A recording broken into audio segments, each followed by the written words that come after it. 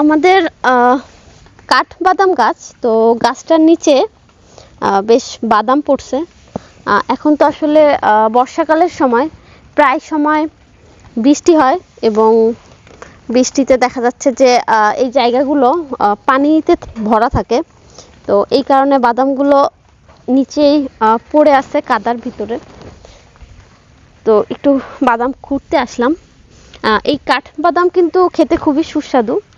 এমনি যে চীনা বাদাম বা আছে সেইগুলোর থেকেও খুব মানে স্বাদের হয় কাঠবাদামটা। কিন্তু কাঠবাদামটা কাটতে একটু কষ্ট হয়, এটা সবাই কাটতে পারে না। এই যে এটা দেখেন একদম ঠিক মতো, অন্যগুলো তো বেশ আগে পড়ছে, তো এই জন্য একটু কালারটা অন্যরকম, কিন্তু এইটা একদম পারফেক্ট, মানে গাছ থেকে পড়ছে এইটা। তারপরে এই যে একটা, তো আমাদের এটা হচ্ছে অ্যাগ্রো প্রজেক্টের মানে অ্যাগ্রো প্রজেক্টের মধ্যে আমাদের বেশ কয়েকটা বাদাম গাছ আছে। তো সবগুলো বাদাম গাছেই কিন্তু মোটামুটি ভালোই বাদাম হয়। তো কিছু বাদাম খুঁটে নিয়ে আসলাম। এখন হচ্ছে বাদামটা কাটবো, আপনাদেরকে দেখাবো। আমি কাটতে পারবো না, আমাদের ভাইয়া হেল্প করবে।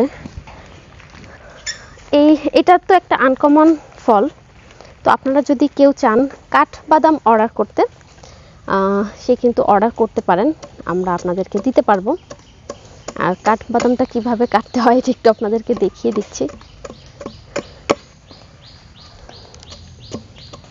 এভাবে দুই সাইড থেকে অল্প অল্প করে কেটে, ভেতরটা দেখতে পাচ্ছেন লাল দেখা যাচ্ছে।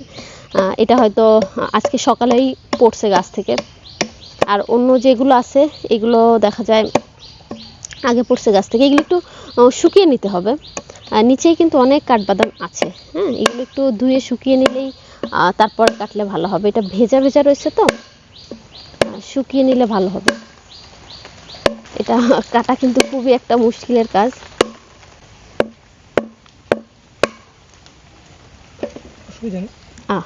না, ঠিক আছে।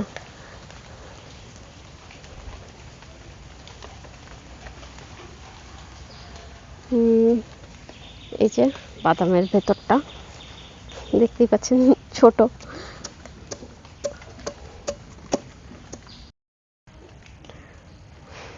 এই বাদাম কিন্তু অনেকগুলো কাটা হয়েছে, দেখতেই পাচ্ছেন যে এইভাবে হচ্ছে আস্তে আস্তে থাকে বাদামের ভেতরে।